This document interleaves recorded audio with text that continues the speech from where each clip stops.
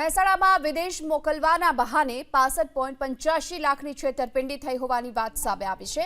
દિશા પંચોલી નિસક ત્રિવેદી નામના એજન્ટ સામે ફરિયાદ નોંધવામાં આવી છે। આ બંને એજન્ટ કેકે ઓવરસીઝના નામ પર ઓફિસ ચલાવતા હતા। સંતાનોને વિદેશ મોકલવાની લાલચ આપીને બે વાલીઓને છેતર્યા। મહેસાણા બી ડિવિઝન પોલીસ સ્ટેશનમાં હાલ તો આ બંને એજન્ટ સામે ગુનો નોંધાયો છે।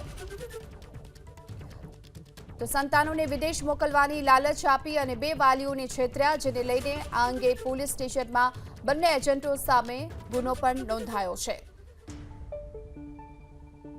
મહેસાણામાં વિદેશ મોકલવાના બહાને 65.85 લાખની છેતરપિંડી થઈ હોવાની વાત સામે આવી છે। દિશા પંચોલી નિસક ત્રિવેદી નામના એજન્ટ સામે ફરિયાદ નોંધવામાં આવી છે। આ બંને એજન્ટ કેકે ઓવરસીઝના નામ પર ઓફિસ ચલાવતા હતા।